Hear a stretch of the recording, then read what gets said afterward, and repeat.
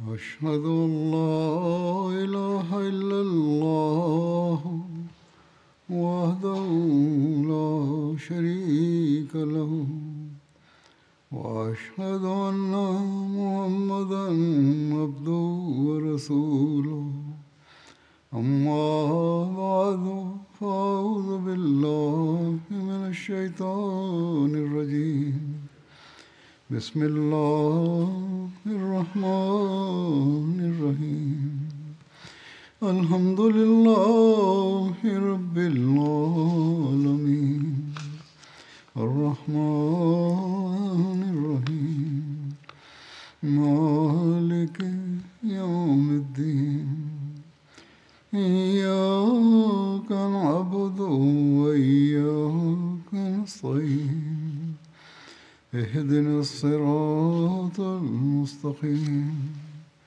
صراط الذين أنعمت عليهم غير المغضوب عليهم ولا الضالين.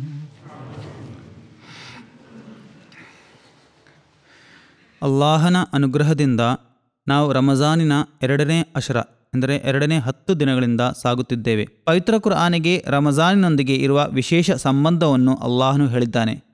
ಒಂದು ವಿಶೇಷ ಸಂಬಂಧವನ್ನು ತಿಳಿಸಿದ್ದಾನೆ. ಅವನು ಹೀಗೆ ಹೇಳಿದ್ದಾನೆ, ಶಹರು ರಂಜಾನುಲ್ಲಜಿ ಉನ್ಜಿಲ ಫೀಹಿಲ್ ಕುರ್ಆನ್ ಹುದಲ್ಲಿನ್ನಾಸಿ ವಬಯ್ಯಿನಾತು ಮಿನಲ್ ಹುದಾ ವಲ್ ಫುರ್ಕಾನ್. ಎಂದರೆ ಮಾನವ ಕುಲಕ್ಕೆ ಸನ್ಮಾರ್ಗದರ್ಶನ ನೀಡುವ, ಮಾರ್ಗದರ್ಶಿ ಹಾಗೂ ಸತ್ಯ ಮತ್ತು ಅಸತ್ಯದ ವ್ಯತ್ಯಾಸವನ್ನುಂಟು ಮಾಡುವ ಸ್ಪಷ್ಟವಾದ ಸಾಕ್ಷ್ಯಗಳಿಂದ ಕೂಡಿದ ಕುರ್ಆನ್ ಅವತೀರ್ಣವಾದ ಮಾಸವಾಗಿದೆ ರಮಜಾನ್. ಆದ್ದರಿಂದ ಈ ತಿಂಗಳಲ್ಲಿ ಅದನ್ನು ಓದುವುದರತ್ತ ವಿಶೇಷವಾಗಿ ನಮ್ಮ ಗಮನವನ್ನು ಸೆಳೆಯಲಾಗಿದೆ. ಹಜರತ್ ಪೈಗಂಬರ್ ಸಲ್ಲಲ್ಲಾಹು ಅಲೈಹಿ ವಸಲ್ಲಮರ ದಾಸ್ಯದಲ್ಲಿ ಅವರ ಅನುಯಾಯಿಯಾಗಿ ಅಲ್ಲಾಹನು ಈ ಕಾಲಘಟ್ಟದಲ್ಲಿ ಇಮಾಮಾಗಿ ಕಳುಹಿಸಿದ ಹಜರತ್ ಮಸೀಹ ಮೌದ್ ಇಸ್ಲಾಂ ಸಹ ಈ ಕುರಿತು ಗಮನ ಸೆಳೆದಿದ್ದಾರೆ. ಪವಿತ್ರ ಕುರ್ಆನನ್ನು ವಿಶೇಷ ಕಾಳಜಿಯೊಂದಿಗೆ ಓದಲು ಹಜರತ್ ಪೈಗಂಬರ್ ಸಲ್ಲಲ್ಲಾಹು ಅಲೈಹಿ ವಸಲ್ಲಂ ವಿಶೇಷವಾಗಿ ಒತ್ತು ನೀಡಿದ್ದಾರೆ. ಪವಿತ್ರ ಕುರ್ಆನಿನ ಅವತೀರ್ಣವಾದಷ್ಟು ಭಾಗವನ್ನು ಹಜರತ್ ಜಿಬ್ರೀಲ್ ಅಲೈಹಿಸ್ಸಲಾಂ ಹಜರತ್ ಪೈಗಂಬರ್ ಸಲ್ಲಲ್ಲಾಹು ಅಲೈಹಿ ವಸಲ್ಲಂರೊಂದಿಗೆ ಪ್ರತಿ ವರ್ಷ ಓದಿ ಪೂರ್ಣಗೊಳಿಸುತ್ತಿದ್ದರು ಮತ್ತು ಅವರ ಜೀವನದ ಕೊನೆಯ ವರ್ಷದಲ್ಲಿ ಅವರು 2 ಬಾರಿ ಪೂರ್ಣಗೊಳಿಸಿದರು. ಆದ್ದರಿಂದ ರಂಜಾನ್ನೊಂದಿಗೆ ಪವಿತ್ರ ಕುರ್ಆನಿಗೆ ಬಹಳ ಹೆಚ್ಚಿನ ಪ್ರಾಮುಖ್ಯತೆ ಮತ್ತು ಸಂಬಂಧವಿದೆ. ಆದ್ದರಿಂದ ಈ ವಿಷಯವನ್ನು ಯಾವಾಗಲೂ ನೆನಪಿನಲ್ಲಿಡಬೇಕು ಮತ್ತು ಪವಿತ್ರ ಕುರ್ಆನನ್ನು ಓದುವುದು, ಆಲಿಸುವುದು ಮತ್ತು ದರ್ಸ್ಗಳಲ್ಲಿ ಭಾಗವಹಿಸುವುದರತ್ತ ಗಮನ ಹರಿಸಬೇಕು. ನಮ್ಮ ಮಸೀದಿಗಳಲ್ಲಿ ಪವಿತ್ರ ಕುರ್ಆನಿನ ದರ್ಸ್ಗಳನ್ನು ನಡೆಸಲಾಗುತ್ತದೆ ಮತ್ತು ತರಾವಿ ಸಹ ನಡೆಯುತ್ತದೆ. ಪವಿತ್ರ ಕುರ್ಆನಿನ ತಿಲಾವತ್ ಪ್ರಸಾರವಾಗುತ್ತದೆ, ಅದನ್ನು ಸಹ ಆಲಿಸಬೇಕು. ಆದರೆ ನಾವು ಅದನ್ನು ಆಲಿಸಿದ ನಂತರ ಅದರಂತೆ ನಡೆಯಲು ಪ್ರಯತ್ನಿಸುವಾಗ ಮಾತ್ರ ಅದರ ಪ್ರಯೋಜನವನ್ನು ಪಡೆಯಬಹುದು. ಅರಬಿ ಭಾಷೆ ಅರೆಯದ ಮತ್ತು ಪವಿತ್ರ ಕುರ್ಆನನ್ನು ಸರಿಯಾಗಿ ಅರ್ಥ ಮಾಡಿಕೊಳ್ಳಲು ಸಾಧ್ಯವಿಲ್ಲದ ಅನೇಕ ಜನರಿಗಾಗಿ ಅದರ ಅನುವಾದಗಳು ಲಭ್ಯವಿದೆ. ತಿಲಾವತ್ತಿನೊಂದಿಗೆ ಅದರ ಅನುವಾದಗಳನ್ನು ಓದಬೇಕು. ದರ್ಸ್ಗಳನ್ನು ಆಲಿಸುವಾಗ ಅದರ ಬಗ್ಗೆ ನಾವು ಚಿಂತಿಸಬೇಕು. ಖುತ್ಬಗಳಲ್ಲಿ ಮತ್ತು ದರ್ಸ್ಗಳಲ್ಲಿ ಖಲೀಫರು ಅದರ ವಿವರಣೆಯನ್ನು ನೀಡುತ್ತಾ ಬಂದಿದ್ದಾರೆ. ಇದರಿಂದ ನಮ್ಮ ಅರಿವು ವರ್ಧಿಸುವುದು. ಆದ್ದರಿಂದ ನಾವು ಪವಿತ್ರ ಕುರ್ಆನನ್ನು ಓದಿ ಅದನ್ನು ಪಾಲಿಸಲು ಪ್ರಯತ್ನಿಸುವಾಗ ಮಾತ್ರ ಅದರಿಂದ ಪ್ರಯೋಜನ ಪಡೆಯಬಹುದಾಗಿದೆ. ರಂಜಾನ್ ತಿಂಗಳಲ್ಲಿ ಅಲ್ಲಾಹನು ಈ ಕುರಿತು ವಿಶೇಷವಾಗಿ ನಮ್ಮ ಗಮನವನ್ನು ಸೆಳೆದಿದ್ದಾನೆ. ಏಕೆಂದರೆ ಅಲ್ಲಾಹನು ಹೇಳುತ್ತಾನೆ, ನಾನು ಪವಿತ್ರ ಕುರ್ಆನನ್ನು ರಮಜಾನಿನಲ್ಲಿ ಅವತೀರ್ಣಗೊಳಿಸಿದ್ದೇನೆ. ಆದ್ದರಿಂದ ಪವಿತ್ರ ಕುರ್ಆನನ್ನು ನೀವು ವಿಶೇಷವಾಗಿ ಓದಬೇಕು ಮತ್ತು ಅದನ್ನು ಪಾಲಿಸಲು ಪ್ರಯತ್ನಿಸಬೇಕು. ಹಾಗಾದರೆ ಅದು ನಿಮ್ಮ ಜೀವನದ ಭಾಗವಾಗುವುದು. ಅಲ್ಲಾಹನು ಇದರಲ್ಲಿ ಮಾರ್ಗದರ್ಶನವಿದೆ ಎಂದು ಹೇಳಿದ್ದಾನೆ. ನಾವು ಅದನ್ನು ಅನುಸರಿಸುವಾಗ ಮಾತ್ರ ಅದರ ಮಾರ್ಗದರ್ಶನದಿಂದ ಹಾಗೂ ಅದರ ಸತ್ಯ ಮತ್ತು ಅಸತ್ಯದ ನಡುವಿನ ವ್ಯತ್ಯಾಸದ ಜ್ಞಾನದಿಂದ ಪ್ರಯೋಜನ ಪಡೆಯಬಹುದಾಗಿದೆ. ನಾನು ಹೇಳಿದಂತೆ ಪವಿತ್ರ ಕುರ್ಆನಿನ ಅನುವಾದ ಮತ್ತು ದರ್ಸನ್ನು ಕೇಳಿದ ನಂತರ ನಾವು ಅದನ್ನು ಪಾಲಿಸುವವರಾಗಬೇಕು, ಅನುಸರಿಸುವವರಾಗಬೇಕು. ಪವಿತ್ರ ಕುರ್ಆನ್ ನೀಡಿದ ಆಜ್ಞೆಗಳನ್ನು ಮತ್ತು ಬೋಧನೆಗಳನ್ನು ನಾವು ಕಾರ್ಯಗತಗೊಳಿಸುವವರಾಗಿರಬೇಕು. ನಾವು ಅದನ್ನು ಕೇಳಿ ಮರೆತರೆ ಅಥವಾ ಓದಿ ಗಮನ ಕೊಡದಿದ್ದರೆ ಪವಿತ್ರ ಕುರ್ಆನಿನಿಂದ ನಾವು ಪಡೆಯಬಹುದಾದ ಪ್ರಯೋಜನಗಳನ್ನು ಪಡೆಯಲು ಸಾಧ್ಯವಿಲ್ಲ. ಅಲ್ಲಾಹನು ಪವಿತ್ರ ಕುರ್ಆನಿನ ಆರಂಭದಲ್ಲಿ ಸೂರಾ ಬಕರದಲ್ಲಿ ಈ ಕುರಿತು ಗಮನ ಸೆಳೆದಿದ್ದಾನೆ ಮತ್ತು ಅದರ ಪ್ರಾಮುಖ್ಯತೆಯನ್ನು ವಿವರಿಸಿದ್ದಾನೆ. ಅದರ 3ನೇ ವಚನದಲ್ಲಿ ಅಲ್ಲಾಹನು ಹೇಳುತ್ತಾನೆ, ಜಾಲಿಕಲ್ ಕಿತಾಬು ಲಾ ರೈಬ ಫೀಹಿ ಹುದಲಿಲ್ ಮುತ್ತಕೀನ್. ಇದರಲ್ಲಿ ಯಾವುದೇ ಸಂಶಯವಿಲ್ಲ ಮತ್ತು ಧರ್ಮನಿಷ್ಠರಿಗೆ ಮಾರ್ಗದರ್ಶನ ನೀಡುತ್ತದೆ. ಆದ್ದರಿಂದ ದೇವಭಕ್ತಿಯಲ್ಲಿ ನಡೆಯಲು ಮತ್ತು ನಿಜವಾದ ಸತ್ಯವಿಶ್ವಾಸಿಗಳಾಗಲು ಈ ಗ್ರಂಥವನ್ನು ಅನುಸರಿಸುವುದು ಅಗತ್ಯವೆಂದು ಅಲ್ಲಾಹನು ಹೇಳಿದ್ದಾನೆ. ರಮಜಾನಿನಲ್ಲಿ ನಾವು ಭಯಭಕ್ತಿಯೊಂದಿಗೆ ನಡೆಯುವ ಮೂಲಕ ಅಲ್ಲಾಹನ ಸಾಮೀಪ್ಯವನ್ನು ಪಡೆಯಲು ಪ್ರಯತ್ನಿಸುತ್ತೇವೆ. ನಿಜವಾದ ಸತ್ಯವಿಶ್ವಾಸಿಯಾಗಿ ಒಂದು ಮಾದರಿಯನ್ನು ಸ್ಥಾಪಿಸಲು ಮತ್ತು ಮಾರ್ಗದರ್ಶನವನ್ನು ಪಡೆಯಲು ಮತ್ತು ಅಲ್ಲಾಹನ ಕೃಪೆಗೆ ಅರ್ಹರಾಗಲು ನಾವು ಪ್ರಯತ್ನಿಸುತ್ತೇವೆ. ಆದ್ದರಿಂದ ನೀವು ಈ ಉದ್ದೇಶವನ್ನು ಹೊಂದಿರುವುದಾದರೆ ಈ ಗ್ರಂಥವನ್ನು ನಿಮಗೆ ನೀಡಲಾಗಿದೆ, ಅದನ್ನು ಪಾಲಿಸಿರಿ ಎಂದು ಅಲ್ಲಾಹನು ಹೇಳುತ್ತಾನೆ. ನೀವು ಅದನ್ನು ಅನುಸರಿಸುವಾಗ ನೀವು ಅಸಂಖ್ಯಾತ ಪ್ರಯೋಜನಗಳನ್ನು ಗಳಿಸುವವರಾಗುವಿರಿ. ಪರಿಶುದ್ಧ ಹೃದಯದಿಂದ ಪ್ರಯೋಜನ ಪಡೆಯಲು ಬಯಸುವವರಿಗೆ ಪ್ರಯೋಜನವನ್ನು ನೀಡುವ ಒಂದು ಕಾರಂಜಿಯಾಗಿದೆ ಪವಿತ್ರ ಕುರಾನ್ ಎಂದು ಅಲ್ಲಾಹನು ಸ್ಪಷ್ಟವಾಗಿ ಹೇಳಿದ್ದಾನೆ. ಅಂಥವನು ತಕ್ವದಲ್ಲಿ, ದೇವಭಕ್ತಿಯಲ್ಲಿ ಪ್ರಗತಿ ಹೊಂದುವನು ಮತ್ತು ಮಾರ್ಗದರ್ಶನ ಪಡೆದವರಲ್ಲಿ ಗಣಿಸಲ್ಪಡುವನು. ಏಕೆಂದರೆ ಇದು ಯಾವುದೇ ಸಂದೇಹವಿಲ್ಲದ ಹಾಗೂ ಧರ್ಮನಿಷ್ಠರಿಗೆ ಮಾರ್ಗದರ್ಶನ ನೀಡುವ ಗ್ರಂಥವಾಗಿದೆ. ಹಜರತ್ ಮಸೀಹ್ ಮೌದ್ ಇಸ್ಲಾಂ ಹೇಳುತ್ತಾರೆ, ಇದರ ವರದಾನಗಳ ಮತ್ತು ಅನುಗ್ರಹಗಳ ಬಾಗಿಲು ಯಾವಾಗಲೂ ತೆರೆದಿತ್ತು. ಹಜರತ್ ಪೈಗಂಬರ್ ಸಲ್ಲಲ್ಲಾಹು ಅಲೈಹಿ ವಸಲ್ಲಮರ ಕಾಲದಲ್ಲಿ ಇದ್ದಂತೆ ಇದು ಪ್ರತಿ ಕಾಲದಲ್ಲಿಯೂ ಪ್ರಕಾಶಮಾನವಾಗಿದೆ. ಆದ್ದರಿಂದ ನೀವು ಶುದ್ಧ ಹೃದಯದಿಂದ ಅದರ ಕಡೆಗೆ ಬಂದರೆ ನೀವು ಎಲ್ಲ ಕೆಡುಕುಗಳಿಂದ ದೂರವಿರಬಹುದು, ಮಾರ್ಗದರ್ಶನ ಪಡೆದವರಾಗಬಹುದು, ದೇವಭಕ್ತಿಯಲ್ಲಿ ನಡೆಯುವವರಾಗಬಹುದು. ಹಜರತ್ ಮಸೀಹ್ ಮೌದ್ ಇಸ್ಲಾಂ ಹೇಳಿದಂತೆ ಇದರ ಅನುಗ್ರಹಗಳು ಯಾವಾಗಲೂ ಜಾರಿಯಲ್ಲಿದೆ. ಅದನ್ನು ಅನುಸರಿಸುವವರು ಯಾವಾಗಲೂ ಎಲ್ಲ ಕೆಡುಕುಗಳಿಂದ ರಕ್ಷಣೆ ಪಡೆಯುವರು. ನಾವು ಪವಿತ್ರ ಕುರ್ಆನನ್ನು ಅನುಸರಿಸುತ್ತಾ ಅದರಂತೆ ನಡೆಯಲು ಪ್ರಯತ್ನಿಸಿದರೆ ಮಾರ್ಗಗಳಲ್ಲಿರುವ ಮುಳ್ಳಿನ ಪೊದೆಗಳು, ಮುಳ್ಳಿನ ಗಿಡಗಳು ಮನುಷ್ಯನ ಗಮನವನ್ನು ಸೆಳೆಯುವ, ಅವನನ್ನು ಧರ್ಮದಿಂದ ದೂರವಿರಿಸುವ ಮತ್ತು ಕೆಡುಕಿನ ಕಡೆಗೆ ಕರೆದೊಯ್ಯುವ ತಪ್ಪಾದ ಕೆಲವು ಸಂಗತಿಗಳಿಂದ ದೂರವಿರಬಹುದಾಗಿದೆ. ಆದ್ದರಿಂದ ರಮಜಾನ್ನಲ್ಲಿ ನಾವು ಪವಿತ್ರ ಕುರ್ಆನನ್ನು ಓದಲು ಮತ್ತು ಕೇಳಲು ವಿಶೇಷ ಗಮನವನ್ನು ನೀಡುವಾಗ ನಾವು ಇದನ್ನು ಯಾವಾಗಲೂ ನೆನಪಿನಲ್ಲಿಡಬೇಕು. ನಾವು ತರಾವಿಗೆ ಹೋಗುತ್ತೇವೆ, ದರ್ಸುಗಳನ್ನು ಕೂಡ ಕೇಳುತ್ತೇವೆ. ಮನೆಗಳಲ್ಲಿಯೂ ಪವಿತ್ರ ಕುರ್ಆನನ್ನು ಮೊದಲಿಗಿಂತ ಹೆಚ್ಚಾಗಿ ಓದಲಾಗುತ್ತದೆ. ಯಾರಿಗಾದರೂ ಪವಿತ್ರ ಕುರ್ಆನನ್ನು ಒಂದು ಬಾರಿ ಓದಿ ಮುಗಿಸಲು ಸಾಧ್ಯವಾಗದೇ ಬಂದರು ಈ ದಿನಗಳಲ್ಲಿ ಸ್ವಲ್ಪ ಸಮಯವಾದರೂ ಖಂಡಿತವಾಗಿಯೂ ತಿಲಾವತ್ ಮಾಡುತ್ತಾರೆ. ಮೊದಲನೇದಾಗಿ ರಮಜಾನ್ನಲ್ಲಿ ಒಂದು ಬಾರಿ ಪವಿತ್ರ ಕುರ್ಆನ್ ಓದಿ ಮುಗಿಸಲು ಪ್ರಯತ್ನಿಸಬೇಕು. ನಾನು ಹೇಳಿದಂತೆ ರಮಜಾನ್ನಲ್ಲಿ ಒಂದು ಬಾರಿ ಹಜರತ್ ಜಿಬ್ರೀಲ್ ಅಲೈಹಿಸ್ಸಲಾಮರೊಂದಿಗೆ ಪವಿತ್ರ ಕುರ್ಆನ್ ಓದಿ ಪೂರ್ಣಗೊಳಿಸುವುದಾಗಿತ್ತು ಹಜರತ್ ಪೈಗಂಬರ್ ಸಲ್ಲಲ್ಲಾಹು ಅಲೈಹಿ ವಸಲ್ಲಮರ ರೀತಿ. ಆದ್ದರಿಂದ ಪ್ರಯೋಜನ ಪಡೆಯಲು ಮತ್ತು ಈ ಸುನ್ನತನ್ನು ಅನುಸರಿಸಲು ನಾವು ಒಂದು ಬಾರಿ ಪವಿತ್ರ ಕುರ್ಆನ್ ಓದಿ ಪೂರ್ಣಗೊಳಿಸಬೇಕು. ಎರಡನೆಯದಾಗಿ ನಾನು ಹೇಳಿದಂತೆ ಅರಬ್ಬಿ ಭಾಷೆ ಅರಿಯದ, ಅರಬ್ ದೇಶದವರನ್ನು ಹೊರತುಪಡಿಸಿ ಲೋಕದಲ್ಲಿ ಅರಬ್ಬಿ ಭಾಷೆ ಗೊತ್ತಿಲ್ಲದ ಅನೇಕ ಜನರಿದ್ದಾರೆ. ಅಂಥವರು ಪವಿತ್ರ ಕುರ್ಆನಿನ ಅನುವಾದ ಮತ್ತು ವ್ಯಾಖ್ಯಾನವನ್ನು ಓದಬೇಕು. ಕಳೆದ ವಾರದ ಖುತಬದಲ್ಲಿ ಹೇಳಿದಂತೆ ನಾವು ಅದನ್ನು ಪಾಲಿಸಲು ಅದರಿಂದ ಅಂಶಗಳನ್ನು ಹುಡುಕಬೇಕು. ಹಾಗಾದರೆ ನಾವು ಅದನ್ನು ಪಾಲಿಸುವವರಾಗಬಹುದು ಮತ್ತು ಮಾರ್ಗದರ್ಶನವನ್ನು ಪಡೆಯುವವರಾಗಬಹುದು. ನಮಗೆ ಒಳ್ಳೆಯದು ಮತ್ತು ಕೆಟ್ಟದ್ದರ ಸರಿಯಾದ ಅರಿವು ಲಭಿಸುವುದು, ಸರಿಯಾದ ಮಾರ್ಗದರ್ಶನದ ಬಗ್ಗೆ ಗೊತ್ತಾಗುವುದು, ತಕ್ವದ, ದೇವಭಕ್ತಿಯ ಸರಿಯಾದ ಮಾರ್ಗಗಳ ಜ್ಞಾನ ಲಭಿಸುವುದು.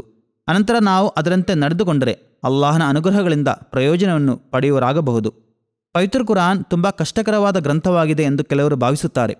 ವಲಕದ ಎಸ್ಸರ್ನಲ್ ಕುರ್ಆನ ಲಿಜ್ಜಿಕ್ರಿ ಫಹಲ್ ಮಿಮ್ ಮುದ್ದಕಿರ್ ಎಂದರೆ ಖಂಡಿತವಾಗಿಯೂ ನಾವು ಕುರ್ಆನನ್ನು ಬೋಧನೆಗಾಗಿ ಸುಲಭಗೊಳಿಸಿದ್ದೇವೆ, ಆದ್ದರಿಂದ ಉಪದೇಶವನ್ನು ಕೇಳುವರು ಯಾರಾದರೂ ಇದ್ದಾರೆಯೇ?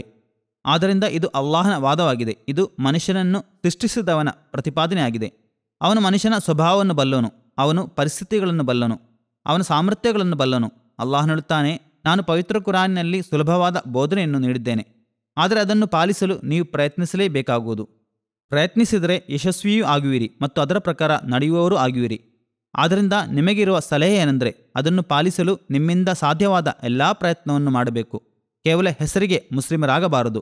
ಅಹ್ಮದಿಯರಾದ ನಾವಂತೂ ಹೆಸರಿಗೆ ಮಾತ್ರ ಮುಸ್ಲಿಮರಾಗಲೇಬಾರದು. ಏಕೆಂದರೆ ನಾವು ಈ ಕಾಲಘಟ್ಟದಲ್ಲಿ ಹಜರತ್ ಮಸೀಹ್ ಮೌದ್ ಇಸ್ಲಾಮರನ್ನು ನಂಬಿದ್ದೇವೆ. ಅಲ್ಲಾಹನ ಸಾಮೀಪ್ಯವನ್ನು ಪಡೆಯಲಿಕ್ಕಾಗಿ ನಾವು ಅವರಲ್ಲಿ ನಂಬಿಕೆ ಇರಿಸಿದ್ದೇವೆ. ಅಲ್ಲಾಹನ ಭವಿಷ್ಯವಾಣಿಯ ಪ್ರಕಾರ ಆಗಮಿಸಿದ ವ್ಯಕ್ತಿಯನ್ನು ಅಲ್ಲಾಹನ ಆಜ್ಞೆಗಳನ್ನು ಪಾಲಿಸುತ್ತಾ ಅದನ್ನು ಪೂರೈಸಲು ನಂಬಿದ್ದೇವೆ. ನಾವು ನಂಬಿಕೆ ಇರಿಸಿಕೊಂಡಿರುವ ಕಾರಣದಿಂದ ನಾವು ಪವಿತ್ರ ಕುರ್ಆನಿನ ಆದೇಶಗಳನ್ನು ಪಾಲಿಸುವವರೂ ಆಗಬೇಕು. ಹಾಗಲ್ಲವಾದರೆ ನಾವು ಬಯ್ಯತ್ ಮಾಡಿದ್ದೇವೆ ಎಂದು ವಾದಿಸುವುದರಿಂದ ಯಾವುದೇ ಪ್ರಯೋಜನವಿಲ್ಲ. ಈ ಕುರ್ಆನನ್ನು ಸುಲಭಗೊಳಿಸಿದ್ದೇನೆ ಮತ್ತು ಮಾನವ ಸ್ವಭಾವವನ್ನು ಗಮನದಲ್ಲಿಟ್ಟುಕೊಂಡು ಪ್ರತಿಯೊಬ್ಬ ಮನುಷ್ಯನು ಸುಲಭವಾಗಿ ಪಾಲಿಸಲಿಕ್ಕಾಗಿ ಸರಳ ಮತ್ತು ಸುಲಭವಾದ ರೀತಿಯಲ್ಲಿ ಉಪದೇಶ ನೀಡಿದ್ದೇನೆ ಎಂದು ಅಲ್ಲಾಹನು ಹೇಳಿದ್ದಾನೆ. ಅಲ್ಲಾಹನು ನಿಯಮಗಳನ್ನು ತಿಳಿಸಿದ್ದಾನೆ, ಆಜ್ಞೆಗಳನ್ನು ವಿವರಿಸಿಕೊಟ್ಟಿದ್ದಾನೆ, ಆರಾಧನೆಗಳ ವಿಧಾನಗಳನ್ನು ವಿವರಿಸಿದ್ದಾನೆ, ಆರ್ಥಿಕ ಮತ್ತು ಸಾಮಾಜಿಕ ಆದೇಶಗಳನ್ನು ನೀಡಿದ್ದಾನೆ, ಪರಸ್ಪರ ಸಂಬಂಧಗಳು ಹೇಗಿರಬೇಕು ಎಂಬುದನ್ನು ವಿವರಿಸಿದ್ದಾನೆ. ನೀವು ಅವುಗಳ ಪ್ರಕಾರ ನಡೆದರೆ ನಿಮ್ಮ ಜೀವನವು ನೆಮ್ಮದಿಯಿಂದ ಸಾಗುವುದು, ನಿಮ್ಮ ಸುತ್ತಮುತ್ತಲಿನ ವಾತಾವರಣವು ಶಾಂತಿಯುತವಾಗಿರುವುದು ಮತ್ತು ನೀವು ಅಲ್ಲಾಹನ ಅನುಗ್ರಹಗಳಿಗೆ ಪಾತ್ರದಾರರಾಗುವಿರಿ. ಆದ್ದರಿಂದ ಈ ವಿಷಯವನ್ನು ಪ್ರತಿಯೊಬ್ಬರೂ ಅರ್ಥ ಮಾಡಿಕೊಳ್ಳಬೇಕು. ನಾವು ಇದನ್ನು ಅರ್ಥ ಮಾಡಿಕೊಂಡರೆ ಅಲ್ಲಾಹನ ಅನುಗ್ರಹಗಳಿಗೆ ಅರ್ಹರಾಗುತ್ತಾ ಹೋಗುವು. ನಮ್ಮ ಕೌಟುಂಬಿಕ ಸಂಬಂಧಗಳು ಸರಿಯಾಗುವುದು, ನಮ್ಮ ಸಮಾಜದಲ್ಲಿನ ಸಂಬಂಧಗಳು ಸರಿಯಾಗಿರುವುದು. ಆಗ ನಮ್ಮ ಇತರ ಬೌದ್ಧಿಕವಾದ, ಬುದ್ಧಿಪರವಾದ ಸಾಮರ್ಥ್ಯಗಳು ಸಹ ಬಹಳಷ್ಟು ಉತ್ತಮಗೊಳ್ಳುವುದು. ಅಲ್ಲಾಹನ ಬಗೆಗಿನ ಅರಿವನ್ನು ಮತ್ತು ಪರಿಜ್ಞಾನವನ್ನು ಗಳಿಸುವುದರ ಬಗ್ಗೆಯೂ ನಮ್ಮ ಗಮನವು ಹೆಚ್ಚಾಗುವುದು. ಈ ಯುಗದಲ್ಲಿ ಹಜರತ್ ಮಸೀಮ್ ಅಸ್ಲಾಮರನ್ನು ನಂಬಲು ಸಾಧ್ಯವಾದ ಅಹ್ಮದಿಯರು ಅದೃಷ್ಟವಂತರು. ಅಲ್ಲಾಹನು ಹಜರತ್ ಮಸೀಮ್ ಅಸ್ಲಾಮರನ್ನು ಹಕಮ್ ಮತ್ತು ಅದಲ್ ಆಗಿ ನ್ಯಾಯಾಧೀಶ ಮತ್ತು ತೀರ್ಪುಗಾರರಾಗಿ ಕಳುಹಿಸಿದ್ದಾನೆ. ಅವರು ನಮಗೆ ಪವಿತ್ರ ಕುರ್ಆನಿನ ರಹಸ್ಯ ನಿಧಿಗಳನ್ನು ನೀಡಿದರು ಮತ್ತು ಪವಿತ್ರ ಕುರ್ಆನಿನ ಅಪಾರ ಜ್ಞಾನವನ್ನು ಹೊರತೆಗೆದು ನಮ್ಮ ಮುಂದೆ ಇಟ್ಟರು. ನಮ್ಮ ಶಿಕ್ಷಣ ಮತ್ತು ತರಬೇತಿಗಾಗಿ ನಾವು ಕೆಲವೊಮ್ಮೆ ಅರ್ಥ ಮಾಡಿಕೊಳ್ಳಲು ಸಾಧ್ಯವಾಗದ ಆಜ್ಞೆಗಳನ್ನು ಕೂಡ ವಿವರಿಸುವ ಮೂಲಕ ನಮಗೆ ಸುಲಭಗೊಳಿಸಿದರು. ನಾನು ಸುಲಭಗೊಳಿಸಿದ್ದೇನೆ ಎಂದು ಅಲ್ಲಾಹನು ಹೇಳುವುದರ ಜೊತೆಗೆ ಸುಲಭಗೊಳಿಸಲು ವಿವಿಧ ಕಾಲಗಳಲ್ಲಿ ಶಿಕ್ಷಕರನ್ನು ಕೂಡ ಕಳುಹಿಸಿದ್ದಾನೆ. ಈ ಕಾಲಘಟ್ಟದಲ್ಲಿ, ಈ ಯುಗದಲ್ಲಿ ಅರಿವು ಮತ್ತು ಪರಿಜ್ಞಾನದ ಬಾಗಿಲುಗಳನ್ನು ತೆರೆಯಲು ಹಜರತ್ ಮಸೀಮ್ ಅಲೈಹಿಸ್ಸಲಾಮರನ್ನು ಅಲ್ಲಾಹನು ಕಳುಹಿಸಿದನು. ಅವರು ನಮಗೆ ಎಲ್ಲವನ್ನೂ ತಿಳಿಸಿದ್ದಾರೆ. ಹಜರತ್ ಮಸೀಮ್ ಅಲೈಹಿಸ್ಸಲಾಮರ ವಿವರಣೆಯನ್ನು, ಅರ್ಥಗಳನ್ನು, ಪವಿತ್ರ ಕುರಾನಿನ ವ್ಯಾಖ್ಯಾನವನ್ನು ಅರ್ಥ ಮಾಡಿಕೊಂಡು ಅದನ್ನು ಪಾಲಿಸದಿದ್ದರೆ ಅದು ನಮ್ಮ ದೌರ್ಭಾಗ್ಯವಾಗುವುದು. ಅಲ್ಲಾಹನು ಈ ಕಾಲದಲ್ಲಿ ತನ್ನ ವಾಗ್ದಾನದ ಪ್ರಕಾರ ಮತ್ತು ಹಜರತ್ ಪೈಗಂಬರ್ ಸಲ್ಲಲ್ಲಾಹು ಅಲೈಹಿ ವಸಲ್ಲಮರ ಭವಿಷ್ಯವಾಣಿಯ ಪ್ರಕಾರ ಒಬ್ಬ ಪ್ರತಿನಿಧಿಯನ್ನು ಕಳುಹಿಸಿದ್ದಾನೆ. ಆದ್ದರಿಂದ ಅವರನ್ನು ನಂಬುವುದು, ಅವರ ಮಾತುಗಳನ್ನು ಕೇಳುವುದು, ಆಲಿಸುವುದು ಮತ್ತು ಅವರು ಪವಿತ್ರ ಕುರಾನಿಗೆ ನೀಡಿರುವ ವ್ಯಾಖ್ಯಾನಗಳ ಬಗ್ಗೆ ಚಿಂತಿಸುವುದು ಮತ್ತು ಅವುಗಳ ಪ್ರಕಾರ ನಡೆಯುವುದು ಈಗ ನಮ್ಮ ಕೆಲಸವಾಗಿದೆ. ಹಾಗಾದರೆ ನಾವು ಜೀವನದಲ್ಲಿ ಯಶಸ್ವಿಯಾಗುವೋ? ಖಲೀಫರು ಸಹ ನಮಗೆ ಪವಿತ್ರ ಕುರಾನಿನ ವ್ಯಾಖ್ಯಾನಗಳನ್ನು ತಿಳಿಸಿಕೊಟ್ಟಿದ್ದಾರೆ. ಹಜರತ್ ಮುಸ್ಲಿಮೌದ್ ರಜಿಲಾನ್ಹು ತಫ್ಸೀರ್ ಕಬೀರನ್ನು ಬರೆದಿದ್ದಾರೆ. ಅದರಲ್ಲಿ ಸುಮಾರು ಅರ್ಧದಷ್ಟು ಕುರಾನಿನ ವ್ಯಾಖ್ಯಾನವಿದೆ. ಇದರ ಜೊತೆಗೆ ಇತರ ಅನುವಾದಗಳು ಮತ್ತು ವ್ಯಾಖ್ಯಾನಗಳಿವೆ. ತಫ್ಸೀರ್ ಸಗೀರ್ನಲ್ಲೂ ಸಾಕಷ್ಟು ವಿವರಣೆಗಳಿವೆ. ಇವು ಆಜ್ಞೆಗಳನ್ನು ಸ್ಪಷ್ಟವಾಗಿ ವಿವರಿಸುವ ಗ್ರಂಥಗಳಾಗಿವೆ. ಈ ವ್ಯಾಖ್ಯಾನಗಳ ಅನುವಾದಗಳು ಇಂಗ್ಲಿಷ್ನಲ್ಲಿಯೂ ಆಗುತ್ತಿವೆ, ಅರಬಿಯಲ್ಲೂ ಆಗುತ್ತಿವೆ, ಜರ್ಮನ್ ಮುಂತಾದ ಭಾಷೆಗಳಲ್ಲೂ ಅನುವಾದಗಳು ಆಗುತ್ತಿವೆ. ಆದ್ದರಿಂದ ರಂಜಾನ್ ತಿಂಗಳಲ್ಲಿ ಈ ಬಗ್ಗೆ ವಿಶೇಷವಾದ ಗಮನವನ್ನು ನೀಡಬೇಕಾಗಿದೆ.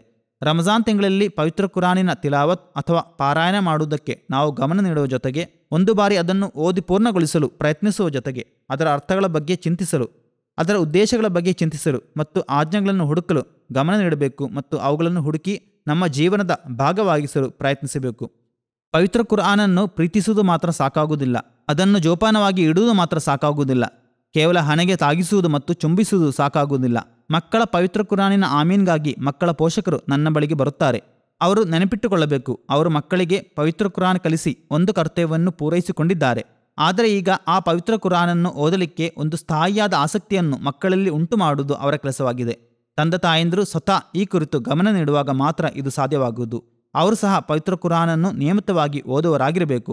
ನಮ್ಮ ತಂದೆ ತಾಯಂದಿರು ಪವಿತ್ರ ಕುರಾನನ್ನು ಓದುತ್ತಿದ್ದಾರೆಂದು ಮಕ್ಕಳು ನೋಡುವರು. ಅದರ ಅನುವಾದ ಮತ್ತು ವ್ಯಾಖ್ಯಾನವನ್ನು ಸಹ ಹೆತ್ತವರು ಓದಬೇಕು. ಇದರಿಂದ ಪವಿತ್ರ ಕುರಾನಿನ ಆಜ್ಞೆಗಳು ಏನೆಂದು ಅರ್ಥವಾಗುವುದು ಮತ್ತು ಮಕ್ಕಳು ಪ್ರಶ್ನೆಗಳನ್ನು ಕೇಳುವಾಗ ಅವುಗಳಿಗೆ ಉತ್ತರಗಳನ್ನು ನೀಡಬಹುದಾಗಿದೆ. ಕೆಲವು ಮಕ್ಕಳು ಸಣ್ಣ ಸಣ್ಣ ಪ್ರಶ್ನೆಗಳನ್ನು ಕೇಳುತ್ತಾರೆ. ಆಗ ಅವರ ತಂದೆ ತಾಯಂದಿರು ಅದರ ಉತ್ತರವೇನು ಎಂದು ನನಗೆ ಪತ್ರ ಬರೆದು ಕೇಳುತ್ತಾರೆ. ಆದರೆ ಪವಿತ್ರ ಕುರಾನಿನ ಅನುವಾದ ಮತ್ತು ವ್ಯಾಖ್ಯಾನವನ್ನು ಸ್ವಲ್ಪವಾದರೂ ಓದಿದ್ರೆ ತಂದೆ ತಾಯಂದಿರು ಸ್ವತಃ ಆ ಪ್ರಶ್ನೆಗಳಿಗೆ ಉತ್ತರ ನೀಡಬಹುದಾಗಿದೆ. ಅವರಿಗೆ ಯಾವುದೇ ಸಹಾಯದ ಅಗತ್ಯ ಬರದು. ಆದ್ದರಿಂದ ಪವಿತ್ರ ಕುರಾನಿನ ಆಮೀನ್ ಮಾಡಿಸಿದ ನಂತರ ಹೆತ್ತವರ ಜವಾಬ್ದಾರಿ ಇನ್ನಷ್ಟು ವರ್ಧಿಸುತ್ತದೆ. ಏಕೆಂದರೆ ಅಲ್ಲಾಹನು ನಮಗೆ ನೀಡಿದ ಮಾರ್ಗದರ್ಶಕ ಗ್ರಂಥ, ಅರಿವಿನ ಗ್ರಂಥವನ್ನು ನಾವು ನಮ್ಮ ಮಕ್ಕಳಿಗೆ ಕಲಿಸಿದ್ದೇವೆ. ಈಗ ಅವರ ಹೃದಯದಲ್ಲಿ ಅದರ ಪ್ರೀತಿಯನ್ನು ಮೂಡಿಸುವುದು ತಂದೆ ತಾಯಂದಿರ ಕರ್ತವ್ಯವಾಗಿದೆ. ಹೆತ್ತವರ ಕರ್ತವ್ಯವಾಗಿದೆ. ನಾವು ಸ್ವತಃ ಆ ಗ್ರಂಥದ ಬಗ್ಗೆ ಪ್ರೀತಿಯನ್ನು ವ್ಯಕ್ತಪಡಿಸುವಾಗ ಮಾತ್ರ ಮಕ್ಕಳಲ್ಲೂ ಆ ಪ್ರೀತಿ ಮೂಡುವುದು. ಆದ್ದರಿಂದ ಪ್ರತಿಯೊಬ್ಬ ಅಹ್ಮದಿಯು ಸ್ವತಃ ಮತ್ತು ತನ್ನ ಹೆಂಡತಿ ಮಕ್ಕಳು ಸಹ ಪವಿತ್ರ ಕುರಾನನ್ನು ಓದುವುದು ಮತ್ತು ಅದರ ಪಾರಾಯಣ ಅಥವಾ ತಿಲಾವತ್ ಮಾಡುವುದರ ಕುರಿತು ಗಮನ ನೀಡುವುದರ ಬಗ್ಗೆ ಚಿಂತಿಸಬೇಕು. ಅನುವಾದವನ್ನು ಓದಿದ ನಂತರ ಹಜರತ್ ಮಸೀಮ್ ಅಲೈಹಿಸ್ಸಲಾಮರ ವ್ಯಾಖ್ಯಾನವನ್ನು ಓದಬೇಕು, ಖಲೀಫರ ವ್ಯಾಖ್ಯಾನವನ್ನು ಓದಬೇಕು. ನಾನು ಹೇಳಿದಂತೆ ಕೆಲವು ಲಭ್ಯವಿದೆ, ಆಡಿಯೋ ಕೂಡ MTA ಬರುತ್ತದೆ. ನಾವು ಪವಿತ್ರ ಕುರಾನನ್ನು ಈ ರೀತಿ ಓದುತ್ತಿಲ್ಲವೆಂದಾದರೆ ನಾವು ಚಿಂತಿಸಬೇಕು ಮತ್ತು ಪ್ರತಿಯೊಬ್ಬರು ತಮ್ಮ ಬಗ್ಗೆ ಯೋಚಿಸಬೇಕು. ಕೇವಲ ಅಹ್ಮದಿಯರಾಗಿ ಬಯ್ಯತ್ತಿನ ಹಕ್ಕನ್ನು ಪೂರೈಸುತ್ತೇವೆಯೇ? ಹಜರತ್ ಮಸೀಮ್ ಇಸ್ಲಾಂ ಆಗಮಿಸಿದ ಉದ್ದೇಶವನ್ನು ನಾವು ಸಾಧಿಸಬೇಡವೇ? ಹಜರತ್ ಮಸೀಮ್ ಇಸ್ಲಾಂ ಒಂದೆಡೆ ಹೇಳುತ್ತಾರೆ, ಹೆಚ್ಚಿನ ಮುಸಲ್ಮಾನರು ಪವಿತ್ರ ಕುರಾನನ್ನು ತ್ಯಜಿಸಿದ್ದಾರೆ, ಬಿಟ್ಟುಕೊಂಡಿದ್ದಾರೆ ಎಂಬುದು ನಿಜ. ಆದರೆ ಪವಿತ್ರ ಕುರಾನಿನ ಪ್ರಕಾಶ ಮತ್ತು ಅನುಗ್ರಹಗಳು ಹಾಗೂ ಅದರ ಪ್ರಭಾವಗಳು ಸದಾ ಜೀವಂತವಾಗಿವೆ, ಹೊಸದಾಗಿಯೇ ತಾಜಾವಾಗಿಯೇ ಇವೆ. ಉದಾಹರಣೆಗೆ, ನನ್ನನ್ನು ಈ ಕಾಲಘಟ್ಟದಲ್ಲಿ ಅದಕ್ಕೆ ಪುರಾವೆಯಾಗಿ ಕಳುಹಿಸಲಾಗಿದೆ. ನನ್ನನ್ನು ಈ ಕಾಲದಲ್ಲಿ ಸಾಕ್ಷ್ಯಕ್ಕಾಗಿ ಕಳುಹಿಸಲಾಗಿದೆ. ಅಲ್ಲಾಹನು ಯಾವಾಗಲೂ ತಕ್ಕ ಸಮಯದಲ್ಲಿ ತನ್ನ ದಾಸರನ್ನು ಅದರ ಬೆಂಬಲ ಮತ್ತು ಸಹಾಯಕ್ಕಾಗಿ ಕಳುಹಿಸುತ್ತಾನೆ. ಏಕೆಂದರೆ ಅವನು ವಾಗ್ದಾನ ಮಾಡಿದ್ದಾನೆ, ಇನ್ನ ನಹನು ನಜಲ್ನ ಜಿಕ್ರ ವ ಇನ್ನಾ ಲಹು ಲಹಾಫಿಜೂನ್. ಅಂದರೆ ನಿಸ್ಸಂದೇಹವಾಗಿಯೂ ನಾವು ಈ ಜಿಕ್ರನ್ನು ಅಂದರೆ ಪವಿತ್ರ ಕುರಾನನ್ನು ಇಳಿಸಿದ್ದೇವೆ ಮತ್ತು ನಾವೇ ಅದರ ಸಂರಕ್ಷಕರು. ಆದ್ದರಿಂದ ಪ್ರತಿಯೊಬ್ಬ ಅಹ್ಮದಿಯು ನೆನಪಿಟ್ಟುಕೊಳ್ಳಬೇಕು, ನಾವು ಪವಿತ್ರ ಕುರಾನಿನ ಅನುಗ್ರಹದಿಂದ ಮಾತ್ರ ಎಲ್ಲವನ್ನು ಪಡೆಯಲು ಸಾಧ್ಯ. ಆದ್ದರಿಂದ ನಾವು ಈ ಕುರಿತು ಹೆಚ್ಚು ಗಮನ ನೀಡಬೇಕು. ಹಜರತ್ ಮಸೀಮ್ ಇಸ್ಲಾಂ ಹೇಳುತ್ತಾರೆ, ಪವಿತ್ರ ಕುರಾನನ್ನು ಬಿಟ್ಟುಕೊಂಡು ತ್ಯಜಿಸಿಕೊಂಡು ಯಶಸ್ಸು ಅಸಾಧ್ಯ ಮತ್ತು ಅಸಂಭವನೀಯ. ಅದಿಲ್ಲದೆ ಜನರು ಹುಡುಕುತ್ತಿರುವ ಯಶಸ್ಸು ಕೇವಲ ಕಾಲ್ಪನಿಕವಾಗಿದೆ. ಸಹಾಬಿಯರ ಮಾದರಿಗಳನ್ನು ನಿಮ್ಮ ಮುಂದೆ ಇರಿಸಿ ನೋಡಿರಿ. ಅವರು ಅಲ್ಲಾಹನ ಪ್ರವಾದಿ ಸಲ್ಲಲ್ಲಾಹು ಅಲೈಹಿ ವಸಲ್ಲಮರನ್ನು ಅನುಸರಿಸಿದಾಗ ಮತ್ತು ದೀನಿಗೆ ಭೌತಿಕತೆಗಿಂತ ಪ್ರಾಮುಖ್ಯವನ್ನು ನೀಡಿದಾಗ, ಎಂದರೆ ಧರ್ಮವನ್ನು ಲೌಕಿಕತೆಯ ಮೇಲೆ ಇರಿಸಿದಾಗ ಅಲ್ಲಾಹನು ಅವರೊಡನೆ ಮಾಡಿದ ಎಲ್ಲ ವಾಗ್ದಾನಗಳು ಈಡೇರಿದವು. ಆರಂಭದಲ್ಲಿ ಎದುರಾಳಿಗಳು ನಗುತ್ತಿದ್ದರು. ಸಹಾಬಿಯರಿಗೆ ಸ್ವತಂತ್ರವಾಗಿ ಮನೆಯಿಂದ ಹೊರಗೆ ಹೋಗಲು ಸಾಧ್ಯವಾಗುತ್ತಿರಲಿಲ್ಲ. ಆದರೂ ಸಾಮ್ರಾಜ್ಯಗಳು ಲಭಿಸುವುದಾಗಿ ಅವರು ಹೇಳುತ್ತಿದ್ದರು. ಅವರು ರಸೂಲುಲ್ಲಾಹ ಸಲ್ಲಲ್ಲಾಹು ಅಲೈಹಿ ವಸಲ್ಲಮರ ಆಜ್ಞೆಗೆ ಶರಣಾಗಿ ಶತಮಾನಗಳಿಂದ ಅವರ ಪಾಲಿಗೆ ಬರದೇ ಇದ್ದದ್ದನ್ನು ಪಡೆದರು. ಆದ್ದರಿಂದ ಪವಿತ್ರ ಕುರಾನ್ ಮಾತ್ರ ನಮ್ಮ ಯಶಸ್ಸನ್ನು ನೀಡುವ ಬೋಧನೆಯಾಗಿದೆ ಮತ್ತು ನಾವು ಅದರ ಬೋಧನೆಗಳನ್ನು ಪಾಲಿಸಿದರೆ ಮತ್ತು ಅಲ್ಲಾಹನ ಸಾಮೀಪ್ಯವನ್ನು ಪಡೆಯಲು ಪ್ರಯತ್ನಿಸಿದರೆ ಮಾತ್ರ ನಾವು ಯಶಸ್ಸನ್ನು ಪಡೆಯಲು ಸಾಧ್ಯವೆಂದು ನಾವು ಯಾವಾಗಲೂ ನೆನಪಿಟ್ಟುಕೊಳ್ಳಬೇಕು. ಹಜರತ್ ಅಬೂ ಮೂಸಾ ರಜಿಯಲ್ಲಾಹು ಅವರಿಂದ ವರದಿಯಾದ ಒಂದು ಹದೀಸ್ನಲ್ಲಿ ಹಜರತ್ ಪೈಗಂಬರ್ ಸಲ್ಲಲ್ಲಾಹು ಅಲೈಹಿ ವಸಲ್ಲಂ ಹೇಳುತ್ತಾರೆ, ಪವಿತ್ರ ಕುರಾನನ್ನು ಓದಿ ಅದರಂತೆ ನಡೆಯುವ ಸತ್ಯವಿಶ್ವಾಸಿಯ ಉದಾಹರಣೆ ಉತ್ತಮವಾದ ರುಚಿ ಮತ್ತು ಪರಿಮಳ ಎರಡೂ ಇರುವ ಹಣ್ಣಿನಂತೆ ಆಗಿದೆ. ಪವಿತ್ರ ಕುರಾನನ್ನು ಓದದಿದ್ದರೂ ಅದನ್ನು ಪಾಲಿಸುವ ಸತ್ಯವಿಶ್ವಾಸಿಯ ಉದಾಹರಣೆ ಎಂದರೆ ಇಲ್ಲಿಂದ ಅಲ್ಲಿಂದ ಮಾತುಗಳನ್ನು ಆಲಿಸಿ ಅದರಂತೆ ನಡೆಯುವ ಸತ್ಯವಿಶ್ವಾಸಿಯ ಉದಾಹರಣೆ ಖರ್ಜೂರದ ಹಣ್ಣಿನಂತೆ ಆಗಿದೆ. ಅದರ ರುಚಿ ಉತ್ತಮವಾಗಿದೆ, ಆದರೆ ಅದಕ್ಕೆ ಯಾವುದೇ ಪರಿಮಳವಿಲ್ಲ. ಪವಿತ್ರ ಕುರಾನನ್ನು ಓದುವ ಕಪಟ ವಿಶ್ವಾಸಿಯ ಉದಾಹರಣೆ ಪರಿಮಳಯುಕ್ತ ಗಿಡದಂತೆ ಆಗಿದೆ. ಅದರ ಪರಿಮಳವು ಚೆನ್ನಾಗಿದೆ, ಆದರೆ ರುಚಿ ಕಹಿಯಾಗಿದೆ. ಪವಿತ್ರ ಕುರಾನನ್ನು ಓದದ ಕಪಟ ವಿಶ್ವಾಸಿಯ ಉದಾಹರಣೆ ಪರಿಮಳ ಮತ್ತು ರುಚಿ ಎರಡೂ ಇಲ್ಲದ ಕಹಿ ಹಣ್ಣಿನಂತೆ ಆಗಿದೆ. ಆದ್ದರಿಂದ ನಾವು ಪವಿತ್ರ ಕುರಾನನ್ನು ಓದಬೇಕು ಮತ್ತು ಅದನ್ನು ಅರ್ಥ ಮಾಡಿಕೊಂಡು ಅದರ ಪ್ರಕಾರ ನಡೆದುಕೊಳ್ಳುವುದು ಸಹ ಅಗತ್ಯವಾಗಿದೆ ಎಂದು ಇದರಿಂದ ಸ್ಪಷ್ಟವಾಗುತ್ತದೆ. ನಾವು ಅದನ್ನು ಪಾಲಿಸುವಾಗ, ಅದರ ಪ್ರಕಾರ ನಡೆಯುವಾಗ ನಾವು ರುಚಿ ಮತ್ತು ಪರಿಮಳ ಎರಡೂ ಚೆನ್ನಾಗಿರುವ ಪರಿಮಳಯುಕ್ತ ಹಣ್ಣಿನಂತೆ ಆಗಬಹುದಾಗಿದೆ. ಇದು ಬಹಳ ಸುಂದರವಾದ ಉದಾಹರಣೆಯಾಗಿದೆ. ರುಚಿಕರವಾದ ಮತ್ತು ಪರಿಮಳಯುಕ್ತವಾದ ಆಹಾರಗಳನ್ನು, ಸ್ವಾದಿಷ್ಟ ಹಣ್ಣುಗಳನ್ನು, ಮನುಷ್ಯನಿಗೆ ಆನಂದ ಲಭಿಸುವ ಆಹಾರಗಳನ್ನು ಪದೇ ಪದೇ ತಿನ್ನಲು ಬಯಸುವುದು ಮನುಷ್ಯನ ಸ್ವಭಾವ. ಅದೇ ರೀತಿ ಪವಿತ್ರ ಕುರಾನನ್ನು ಪದೇ ಪದೇ ಓದುವ ಮತ್ತು ಅರ್ಥ ಮಾಡಿಕೊಳ್ಳುವ ಬಯಕೆ ನಮಗೆ ಇರಬೇಕು. ಹಾಗಾದರೆ ಪವಿತ್ರ ಕುರಾನಿನಿಂದ ನಮಗೆ ಮಾತ್ರವಲ್ಲ, ನಮ್ಮ ಮಕ್ಕಳಿಗೂ ಮತ್ತು ನಮ್ಮ ಸುತ್ತಮುತ್ತಲಿನ ಜನರಿಗೂ ಪ್ರಯೋಜನ ಲಭಿಸುವುದು. ಒಟ್ಟಾರೆ ಹೇಳುವುದಾದರೆ ಅಂಥವರೇ ತತ್ವದಲ್ಲಿ ಅಭಿವೃದ್ಧಿ ಹೊಂದುವವರು, ಅದನ್ನು ಪಾಲಿಸುವವರು, ಮಾರ್ಗದರ್ಶನವನ್ನು ಪಡೆಯುವವರು ಮತ್ತು ಅವರು ಲೋಕಕ್ಕೆ ಪ್ರಯೋಜನಕಾರಿಯಾದ ಜನರಾಗುತ್ತಾರೆ. ಜಗತ್ತು ಅವರಿಂದ ಪ್ರಯೋಜನ ಪಡೆಯುತ್ತದೆ. ಅವರು ಸ್ವತಃ ಶಾಂತಿಯುತ ಜೀವನವನ್ನು ನಡೆಸುತ್ತಾರೆ ಮತ್ತು ಪ್ರಪಂಚಕ್ಕೆ ಶಾಂತಿ ಮತ್ತು ನೆಮ್ಮದಿಯನ್ನು ನೀಡುತ್ತಾರೆ. ಅಂತಹ ಪೋಷಕರು ನಿಜವಾಗಿಯೂ ತಮ್ಮ ಮಕ್ಕಳ ಹಕ್ಕುಗಳನ್ನು ಪೂರೈಸುವವರಾಗುತ್ತಾರೆ. ಅವರು ತಮ್ಮ ನೆರೆಹೊರೆಯವರ ಹಕ್ಕುಗಳನ್ನು ಪೂರೈಸುವವರಾಗಿರುತ್ತಾರೆ. ಅವರು ತಮ್ಮ ಲೌಕಿಕ ಕೆಲಸಗಳಲ್ಲಿ, ತಮ್ಮ ಆಸುಪಾಸಿನಲ್ಲಿ, ತಮ್ಮ ವಾತಾವರಣದಲ್ಲಿ ಪರಸ್ಪರ ಹಕ್ಕುಗಳನ್ನು ಪೂರೈಸುವವರಾಗಿರುತ್ತಾರೆ. ಅದೇ ರೀತಿ ಅವರು ಜಮಾತಿನ ನಿಜಾಮಿನಲ್ಲಿಯೂ ಅದರ ವ್ಯವಸ್ಥೆಯಲ್ಲಿಯೂ ಜಮಾತಿಗೆ ಸೇವೆ ಸಲ್ಲಿಸುವ ಮೂಲಕ ತಮ್ಮ ಹಕ್ಕುಗಳನ್ನು ಪೂರೈಸುವವರಾಗಿರುತ್ತಾರೆ. ಏಕೆಂದರೆ ಅವರು ಪವಿತ್ರ ಕುರಾನ್ ನೀಡಿದ ಮಾರ್ಗದರ್ಶನಗಳಿಗೆ ಅನುಗುಣವಾಗಿ ಕಾರ್ಯನಿರ್ವಹಿಸುವವರಾಗಿರುತ್ತಾರೆ. ಅವರು ಆರಾಧನೆ ಹಕ್ಕುಗಳನ್ನು ಸಹ ಪೂರೈಸುತ್ತಾರೆ. ಮತ್ತು ನಾನು ಹೇಳಿದಂತೆ ಅಂತಹ ತಂದೆ ತಾಯಂದಿರು ಮಕ್ಕಳ ಮುಂದೆ ಮಾದರಿಯಾಗುವಾಗ ಮಕ್ಕಳು ಅವರನ್ನು ರೋಲ್ ಮಾಡೆಲ್ ಆಗಿ, ಮಾದರಿಯಾಗಿ ಪರಿಗಣಿಸುತ್ತಾರೆ. ಅದೇ ರೀತಿಯಲ್ಲಿ ಅವರ ಹೆಂಡತಿಯರು ಅವರನ್ನು ಮಾದರಿಯಾಗಿ ಪರಿಗಣಿಸುತ್ತಾರೆ.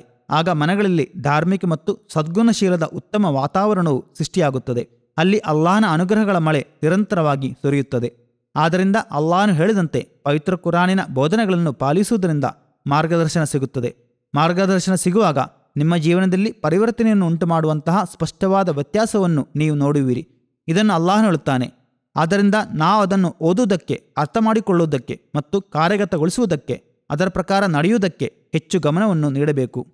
ಮನೆಯಲ್ಲಿ ನಿಯಮಿತವಾಗಿ ಪವಿತ್ರ ಕುರಾನ್ ಪಾರಾಯಣ ಮಾಡದ, ಅದರ ಅನುವಾದವನ್ನು ಓದದ, ಅದರ ಬಗ್ಗೆ ಚಿಂತಿಸದ, ಆದರೆ ಜನರು ಹೇಳುವುದನ್ನು ಕೇಳುವಾಗ, ಅದರ ಪೈಗಂಬರ್ ಸಲ್ಲಲ್ಲಾಹು ಅಲೈಹಿ ವಸಲ್ಲಂ ಹದೀಸಿನಲ್ಲಿ ಹೇಳಿದಂತೆ ಒಬ್ಬ ವ್ಯಕ್ತಿಯು ಜನರು ಪವಿತ್ರ ಕುರಾನಿನ ಕುರಿತು ಹೇಳುವುದನ್ನು ಕೇಳುವಾಗ, ದರ್ಸಗಳಲ್ಲಿ ಪವಿತ್ರ ಕುರಾನನ್ನು ಕೇಳುವಾಗ, ಭಾಷಣಗಳಲ್ಲಿ ಕೇಳುವಾಗ, ಪವಿತ್ರ ಕುರಾನಿನ ವಚನಗಳ, ಸೂಕ್ತಗಳ ವಿವರಣೆ ಅಥವಾ ಆಜ್ಞೆಗಳನ್ನು ಜಮಾತಿನ ಕಡೆಯಿಂದ ವಿವಿಧ ಸಮಯಗಳಲ್ಲಿ ನೀಡಲಾಗುವಾಗ ಆ ಬೋಧನೆಗಳ ಬೆಳಕಿನಲ್ಲಿ ಆ ವ್ಯಕ್ತಿ ಅವುಗಳನ್ನು ಪಾಲಿಸಲು ಪ್ರಯತ್ನಿಸುವಾಗ, ಇವು ಪವಿತ್ರ ಕುರಾನಿನ ಆಜ್ಞೆಗಳೆಂದು ಅರಿತುಕೊಂಡು ಅವುಗಳನ್ನು ಅನುಸರಿಸಲು ಪ್ರಯತ್ನಿಸುವಾಗ ಆತ ಪವಿತ್ರ ಕುರಾನ್ ಪಾರಾಯಣ ಮಾಡುವ ಆನಂದವನ್ನು ಪಡೆಯುವುದಿಲ್ಲವಾದರೂ ಆತ ಆ ಪರಿಮಳದಿಂದ ಸ್ವಲ್ಪ ಮಟ್ಟಿಗೆ ಪ್ರಯೋಜನವನ್ನು ಪಡೆಯುತ್ತಾನೆ.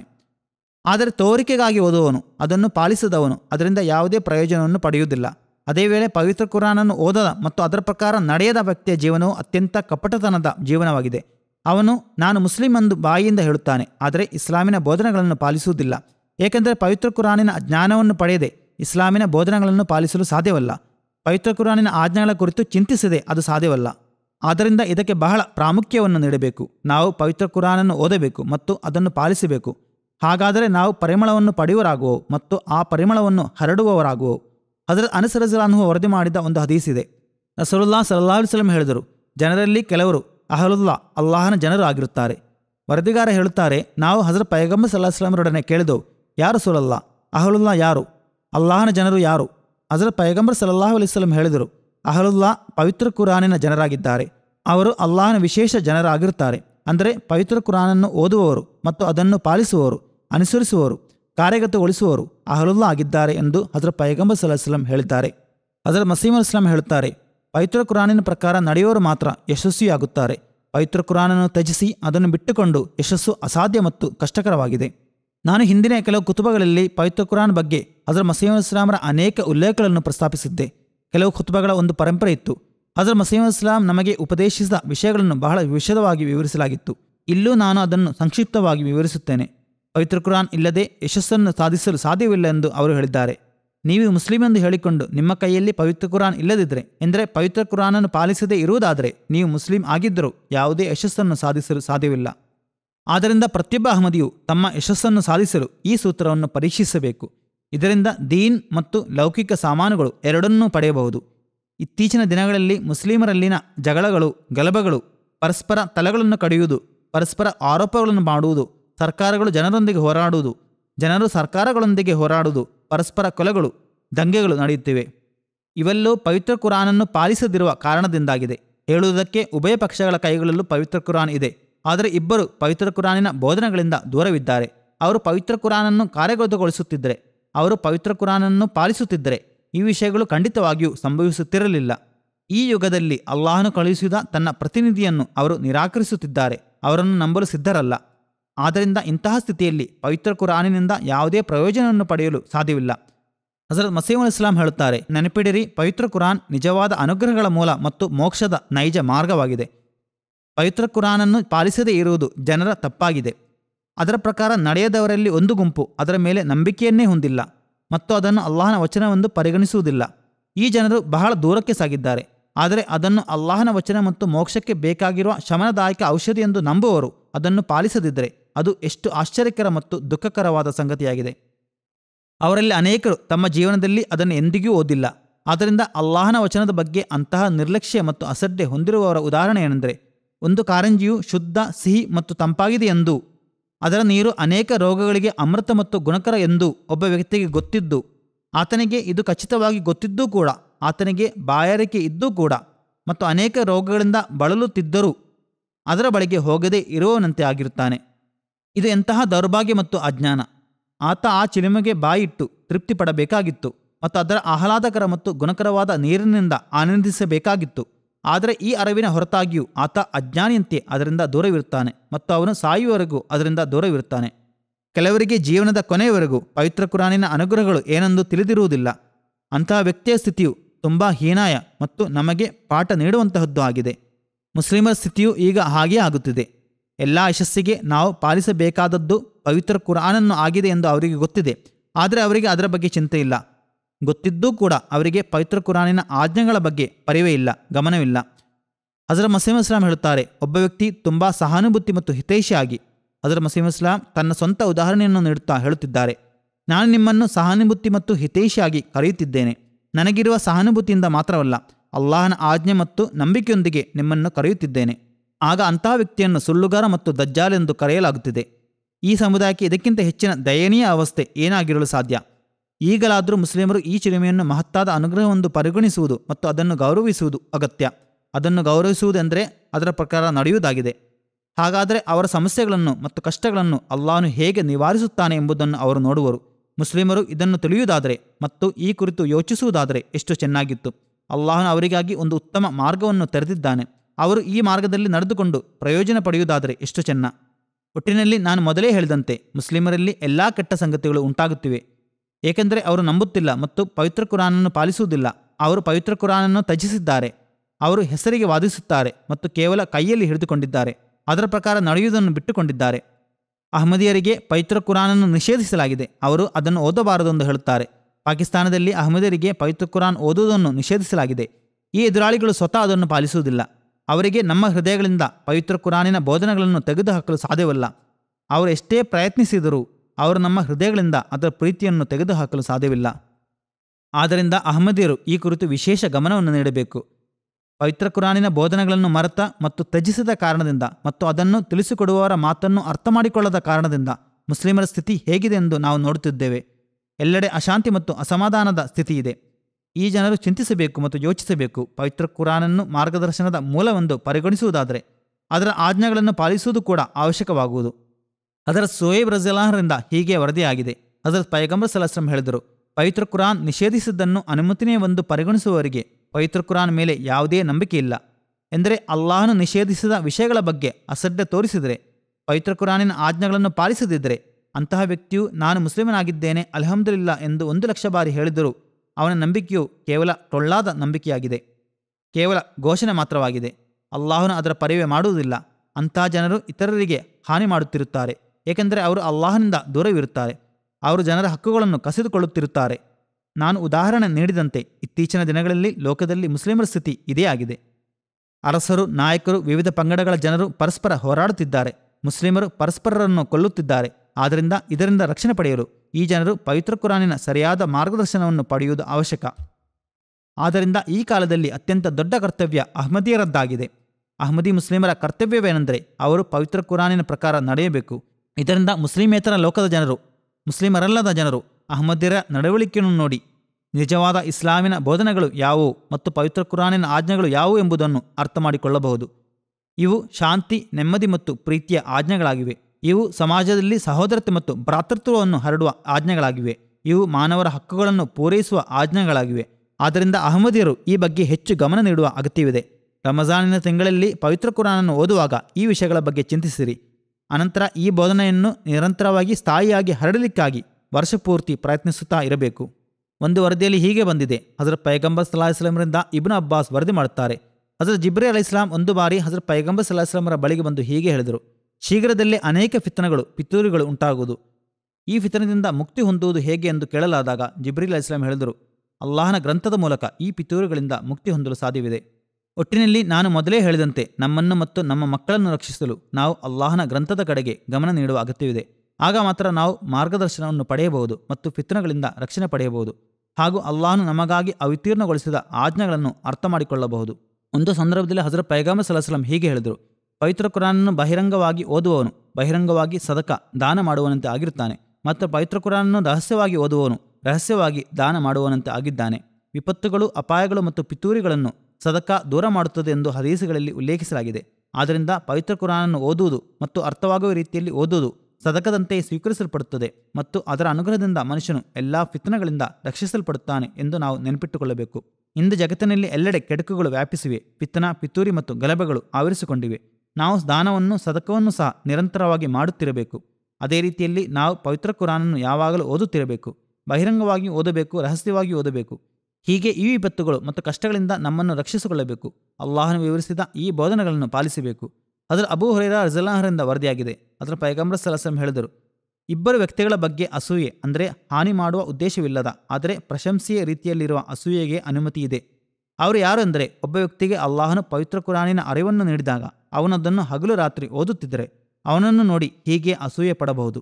ಅವನಿಗೆ ನೀಡಲಾದದ್ದು ನನಗೂ ನೀಡಲಾಗುತ್ತಿದ್ದರೆ ಅವನು ಏನನ್ನು ಮಾಡುತ್ತಿದ್ದಾನೋ ಅದನ್ನು ನಾನು ಕೂಡ ಮಾಡುತ್ತಿದ್ದೆ ಎಂದು ಅಸೂಯೆ ಪಡಬಹುದಾಗಿದೆ. ಇನ್ನೊಬ್ಬ ವ್ಯಕ್ತಿ ಯಾರೆಂದರೆ, ಒಬ್ಬ ವ್ಯಕ್ತಿಗೆ ಅಲ್ಲಾಹನು ಸಂಪತ್ತನ್ನು ನೀಡಿದಾಗ ಅದನ್ನು ಖರ್ಚು ಮಾಡಬೇಕಾದಲ್ಲಿ ಖರ್ಚು ಮಾಡುತ್ತಿದ್ದರೆ ಅಂತಹವನ ಬಗ್ಗೆ ಹೀಗೆ ಅಸೂಯೆ ಪಡಬಹುದು. ಅವನಿಗೆ ನೀಡಲಾದದ್ದು ನನಗೆ ನೀಡಲಾಗಿದ್ದರೆ ಅವನು ಏನು ಮಾಡುತ್ತಿದ್ದಾನೋ ಅದನ್ನು ನಾನು ಕೂಡ ಮಾಡುತ್ತಿದ್ದೆ, ಅಂದರೆ ಅಲ್ಲಾಹನ ಮಾರ್ಗದಲ್ಲಿ ಸಂಪತ್ತನ್ನು ಖರ್ಚು ಮಾಡುತ್ತಿದ್ದೆ. ಪವಿತ್ರ ಕುರಾನ್ ಓದುವುದಕ್ಕೆ ಕೆಲವು ಶಿಷ್ಟಾಚಾರಗಳಿವೆ. ಹೀಗೆ ಅಸೂಯೆ ಪಡುವವರು ಅಸೂಯೆ ಪಡುವಾಗ ಪವಿತ್ರ ಕುರಾನನ್ನು ಓದುವ ಕೆಲಸವನ್ನು ಮಾತ್ರ ಮಾಡುವುದಿಲ್ಲ, ಬದಲಾಗಿ ದಿನರಾತ್ರಿ ಓದುತ್ತಿರುವ ವ್ಯಕ್ತಿಯು ಓದುವುದರ ಜೊತೆಗೆ ಓದುತ್ತಿರುವುದನ್ನು ಪಾಲಿಸುತ್ತಿದ್ದಾನೆ ಎಂದು ಕೇಳುಗನಿಗೆ ತಿಳಿದಿರುತ್ತದೆ. ಆಗ ಇದನ್ನು ನಾನು ಕೂಡ ಅರ್ಥ ಮಾಡಿಕೊಂಡಿದ್ದರೆ ಮತ್ತು ಅದರ ಪ್ರಕಾರ ನಡೆಯುತ್ತಿದ್ದರೆ ಎಷ್ಟು ಚೆನ್ನಾಗಿತ್ತು ಎಂದು ಅವನು ಅಸೂಯೆ ಪಡುತ್ತಾನೆ. ಅದೇ ರೀತಿ ಹದೀಸ್ನಲ್ಲಿ ಹೇಳಿರುವಂತೆ ಸಂಪತ್ತಿನ ಬಗ್ಗೆ ಕೆಲವರು ಚಂದಗಳ ಅಗತ್ಯವೇನೆಂದು ಕೇಳುತ್ತಾರೆ. ಅಲ್ಲಾಹನು ಪವಿತ್ರ ಕುರಾನಿನಲ್ಲಿಯೇ ಆರ್ಥಿಕ ತ್ಯಾಗಗಳನ್ನು ಮಾಡಿ ಎಂದು ಹೇಳುತ್ತಾನೆ. ಅವು ಅವಶ್ಯಕ. ಆರ್ಥಿಕ ತ್ಯಾಗ ಮಾಡುವವರ ಬಗ್ಗೆ ಜನರು ಅಸೂಯೆ ಪಡಬೇಕು ಎಂದು ಹಜರತ್ ಪೈಗಂಬರ್ ಸಲ್ಲಲ್ಲಾಹು ಅಲೈಹಿ ವಸಲ್ಲಂ ಹೇಳಿದ್ದಾರೆ. ಆದ್ದರಿಂದ ಇದು ಸಹ ಬಹಳ ಮುಖ್ಯವಾದ ವಿಷಯ. ಕೆಲವರ ಮನಸ್ಸಿನಲ್ಲಿ ಮೂಡುವ ಪ್ರಶ್ನೆ ಏನೆಂದರೆ, ಆರ್ಥಿಕ ತ್ಯಾಗಗಳನ್ನು ಮಾಡಲು ನಮಗೆ ಏಕೆ ಹೇಳಲಾಗುತ್ತದೆ ಎಂದಾಗಿದೆ. ಅವರ ಪ್ರಶ್ನೆಗಳಿಗೆ ಇದು ಉತ್ತರವಾಗಿದೆ. ಇದು ಅಲ್ಲಾಹನ ಆಜ್ಞೆ ಆಗಿದೆ. ಹಜರತ್ ಪೈಗಂಬರ್ ಸಲ್ಲಲ್ಲಾಹು ಅಲೈಹಿ ವಸಲ್ಲಂ ಒಂದೆಡೆ ಪವಿತ್ರ ಕುರಾನನ್ನು ಮಧುರವಾಗಿ ಮತ್ತು ಸುಂದರವಾಗಿ ಪಾರಾಯಣ ಮಾಡದವನಿಗೆ ನಮ್ಮೊಂದಿಗೆ ಯಾವುದೇ ಸಂಬಂಧವಿಲ್ಲ ಎಂದು ಹೇಳಿದ್ದಾರೆ. ಆದ್ದರಿಂದ ಪವಿತ್ರ ಕುರಾನನ್ನು ಮಧುರವಾಗಿ, ಸುಂದರವಾಗಿ, ನಿಧಾನವಾಗಿ ಓದುವುದು, ಅರ್ಥ ಮಾಡಿಕೊಂಡು ಓದುವುದು ಸಹ ಅವಶ್ಯಕ. ಹಜರತ್ ಮಸೀಹ್ ಇಸ್ಲಾಂ ಒಂದೆಡೆ ಹೇಳುತ್ತಾರೆ, ಮನುಷ್ಯನು ಪವಿತ್ರ ಕುರಾನನ್ನು ಬಹಳಷ್ಟು ಓದಬೇಕು. ಅದರಲ್ಲಿ ದುಆದ ಭಾಗ ಬಂದರೆ ದುಆ ಮಾಡಬೇಕು. ಸುಂದರವಾಗಿ ಓದಬೇಕು ಎಂಬುದರ ಒಂದು ಅರ್ಥವೇನೆಂದರೆ ಪ್ರಾರ್ಥನೆಯ ಜಾಗ ಬರುವಾಗ ಪ್ರಾರ್ಥಿಸಬೇಕು. ಆ ಪ್ರಾರ್ಥನೆಯಲ್ಲಿ ಇರುವುದನ್ನೇ ಅಲ್ಲಾಹನಿಂದ ನಾವು ಬೇಡಬೇಕು. ಪವಿತ್ರ ಕುರಾನಿನಲ್ಲಿ ದುಆಗಳು ಬರುತ್ತವೆ. ಆದ್ದರಿಂದ ಆ ಸಂದರ್ಭಗಳಲ್ಲಿ, ಆ ಪ್ರಾರ್ಥನೆಗಳಲ್ಲಿ ಅಲ್ಲಾಹನಿಂದ ಏನನ್ನು ಕೇಳಲಾಗಿದೆಯೋ ಅದಕ್ಕಾಗಿ ದುಆ ಮಾಡಬೇಕು. ಪವಿತ್ರ ಕುರಾನಿನಲ್ಲಿ ಅನೇಕ ಪ್ರಾರ್ಥನೆಗಳಿವೆ. ಪ್ರವಾದಿಗಳು ಸಹ ದುಆ ಮಾಡಿದ್ದಾರೆ. ಆದ್ದರಿಂದ ನನಗೆ ಅದನ್ನು ನೀಡು ಎಂದು ಮಾನವನು ಸ್ವತಃ ಅಲ್ಲಾಹನೊಡನೆ ಹೇಳಬೇಕು. ಶಿಕ್ಷೆಯ ಪ್ರಸ್ತಾಪ ಬರುವಾಗ ಅದರಿಂದ ರಕ್ಷಣೆಯನ್ನು ಕೋರಬೇಕು. ಜನಾಂಗಗಳ ನಾಶಕ್ಕೆ ಕಾರಣವಾದ ಕೆಟ್ಟ ಕಾರ್ಯಗಳಿಂದ ದೂರವಿರಬೇಕು. ಪವಿತ್ರ ಕುರಾನಿನಲ್ಲಿ ಆ ಜನಾಂಗಗಳ ನಾಶದ ಬಗ್ಗೆ ಉಲ್ಲೇಖವಿದೆ. ಯಾವ ಕೆಟ್ಟ ಕಾರ್ಯಗಳಿಂದಾಗಿ ಅಲ್ಲಾಹನು ಅವರನ್ನು ಹಿಡಿದನು ಎಂದು ಹೇಳಲಾಗಿದೆ. ಅಂತಹ ಪ್ರಸ್ತಾಪ ಬರುವಾಗ ಕ್ಷಮೆಯಾಚಿಸಬೇಕು ಮತ್ತು ರಕ್ಷಣೆ ಪಡೆಯಲು ಕೂಡ ಪ್ರಯತ್ನಿಸಬೇಕು. ಹಾಗಾದರೆ ನಾವು ಅನೇಕ ಕೆಡುಕುಗಳಿಂದ ಸ್ವತಃ ರಕ್ಷಣೆ ಪಡೆಯುತ್ತಾ ಹೋಗುವು. ಇತ್ತೀಚಿನ ದಿನಗಳಲ್ಲಿ ಈ ಪಾಶ್ಚಿಮಾತ್ಯ ವಾತಾವರಣದಲ್ಲಿ ಅದರ ಪ್ರಭಾವದಿಂದ ನಮ್ಮ ಮನಸ್ಸಿನಲ್ಲಿಯೂ ತಪ್ಪು ರೀತಿಯ ಸಂಗತಿಗಳು ಉಂಟಾಗುತ್ತಿವೆ. ನಮ್ಮಲ್ಲಿ ಅನೇಕರು ತಪ್ಪು ರೀತಿಯ ಕಾರ್ಯಗಳಲ್ಲಿ ತಮ್ಮನ್ನು ತಾವು ತೊಡಗಿಸಿಕೊಳ್ಳುತ್ತಾರೆ. ನಾವು ಪವಿತ್ರ ಕುರಾನನ್ನು ಓದುವಾಗ, ಇಸ್ತಿಗ್ಫಾರ್ ಮಾಡುವಾಗ, ಕ್ಷಮೆ ಯಾಚಿಸುವಾಗ ಮತ್ತು ಕೆಡುಕುಗಳಿಂದ ರಕ್ಷಣೆ ಪಡೆಯಲು ಪ್ರಯತ್ನಿಸುವಾಗ ನಮ್ಮ ಜೀವನವು ಸುಂದರವಾಗುವುದು. ನಾವು ಆ ಕೆಡುಕುಗಳಿಂದ ರಕ್ಷಣೆ ಪಡೆಯುವರಾಗುವು. ಸಮುದಾಯಗಳ ನಾಶಕ್ಕೆ ಕಾರಣವಾದ ಕೆಟ್ಟ ಕಾರ್ಯಗಳಿಂದ ದೂರವಿರಬೇಕು ಎಂದು ಹಜರತ್ ಮಸೀಹ್ ಇಸ್ಲಾಂ ಹೇಳುತ್ತಾರೆ. ಅವರು ಹೇಳುತ್ತಾರೆ, ದಿವ್ಯವಾಣಿಯ ಸಹಾಯವಿಲ್ಲದೆ ಅಲ್ಲಾಹನ ಗ್ರಂಥದೊಂದಿಗೆ ಹೊಂದಿಕೆಯಾಗುವ ಬಾಹ್ಯವಾದ ಯೋಜನೆಯು ವ್ಯಕ್ತಿಯ ಅಭಿಪ್ರಾಯವಾಗಿರುತ್ತದೆ. ಅದು ಕೆಲವೊಮ್ಮೆ ತಪ್ಪು ಆಗಿರಬಹುದು. ಹದೀಸುಗಳಿಗೆ ವಿರುದ್ಧವಾಗಿರುವ ಅಭಿಪ್ರಾಯವು ನವೀನ ಆಚಾರದಲ್ಲಿ ಸೇರಿಕೊಳ್ಳುತ್ತದೆ. ಸಂಪ್ರದಾಯಗಳು ಮತ್ತು ನವೀನ ಆಚಾರಗಳಿಂದ ರಕ್ಷಣೆ ಪಡೆಯಬೇಕು. ಏಕೆಂದರೆ ಇದರಿಂದ ಕ್ರಮೇಣ ಶರೀಯತ್ನಲ್ಲಿ ಬದಲಾವಣೆಗಳು ಪ್ರಾರಂಭವಾಗುತ್ತವೆ. ಏನಾದರೂ ಜಪಿಸುವುದರಲ್ಲಿ ಸಮಯವನ್ನು ವ್ಯಯಿಸುವುದಕ್ಕಿಂತ ಪವಿತ್ರ ಕುರಾನಿನ ಆಳವಾದ ಅಧ್ಯಯನದಲ್ಲಿ ತೊಡಗಿಸಿಕೊಳ್ಳುವುದು ಉತ್ತಮ. ಜಪಿಸುತ್ತಿರಲು ಏನಾದರೂ ಹೇಳಿಕೊಡಿರಿ ಎಂದು ಜನರು ಕೇಳುತ್ತಾರೆ. ನೀವು ಪವಿತ್ರ ಕುರಾನನ್ನು ಓದಿ ಮತ್ತು ಅದರ ಪ್ರಕಾರ ಆಳವಾಗಿ ಚಿಂತಿಸಿರಿ. ಜನರು ದುಆ ಮಾಡಲು ಹೇಳುತ್ತಾರೆ ಮತ್ತು ಯಾವುದನ್ನು ಜಪಿಸಬೇಕು ಎಂದು ಕೇಳುತ್ತಾರೆ. ಹಜರತ್ ಮಸೀಹ್ ಇಸ್ಲಾಮರ ಉಪದೇಶವೇನೆಂದರೆ, ಪವಿತ್ರ ಕುರಾನನ್ನು ಓದಿರಿ ಮತ್ತು ಅದರ ಕುರಿತು ಆಳವಾಗಿ ಯೋಚಿಸಿರಿ. ಹಾಗಾದರೆ ನೀವು ಅನೇಕ ಕೆಡುಕುಗಳು ಮತ್ತು ಕಷ್ಟಗಳಿಂದ ರಕ್ಷಣೆ ಪಡೆಯುವಿರಿ. ನೀವು ಅಲ್ಲಾಹನ ಮಾರ್ಗದರ್ಶನವನ್ನು ಪಡೆಯುವಿರಿ. ಅಲ್ಲಾಹನ ಆಜ್ಞೆಗಳ ಬಗ್ಗೆ ನಿಮಗೆ ಗೊತ್ತಾಗುವುದು. ಅಲ್ಲಾಹನ ಪವಿತ್ರ ಕುರಾನಿನಲ್ಲಿ ಹಜರತ್ ಪೈಗಂಬರ್ ಸಲ್ಲಲ್ಲಾಹು ಅಲೈಹಿ ವಸಲ್ಲಂ ಮೇಲೆ ಅವತೀರ್ಣಗೊಳಿಸಿದ್ದು ಅಲ್ಲಾಹನ ವಿಶೇಷವಾದ ವಹಿಯಾಗಿದೆ. ಅದನ್ನು ಹೊರತುಪಡಿಸಿ ಯಾವುದೇ ಅಭಿಪ್ರಾಯವು ತಪ್ಪು ಆಗಿರಬಹುದು, ಸುಳ್ಳು ಆಗಿರಬಹುದು ಎಂದು ಹಜರತ್ ಮಸೀಹ್ ಇಸ್ಲಾಂ ಹೇಳುತ್ತಾರೆ. ಅದು ಎಷ್ಟು ಬುದ್ಧಿವಂತಿಕೆಯ ಮಾತಾಗಿದ್ದರೂ ಸರಿ, ಕೆಲವು ವಿಷಯಗಳನ್ನು ಮಾನವನು ಬುದ್ಧಿವಂತಿಕೆಯಿಂದಲೂ ಮಾತನಾಡುತ್ತಾನೆ ಮತ್ತು ಅವು ಪವಿತ್ರ ಕುರಾನಿನ ಬೋಧನೆಗಳೊಂದಿಗೆ ಹೊಂದಾಣಿಕೆಯಾಗಬಹುದು. ಆದರೆ ಅವು ವಹಿಯಾಗಿ ಅವತೀರ್ಣಗೊಳ್ಳದ ಕಾರಣದಿಂದ ಪವಿತ್ರ ಕುರಾನಿನಲ್ಲಿ ವಿವರಿಸದಂತೆ ಅವುಗಳನ್ನು ವಿವರಿಸಲಾಗಿರುವುದಿಲ್ಲ. ಆದ್ದರಿಂದ ಅವು ಸುಳ್ಳು ಎಂದು ಪರಿಗಣಿಸಲಾಗುವುದು ಮತ್ತು ಅವು ತಪ್ಪು ಮಾರ್ಗಗಳಲ್ಲಿ ನಡೆಸುವಂತಹದ್ದಾಗಿರುವುದು.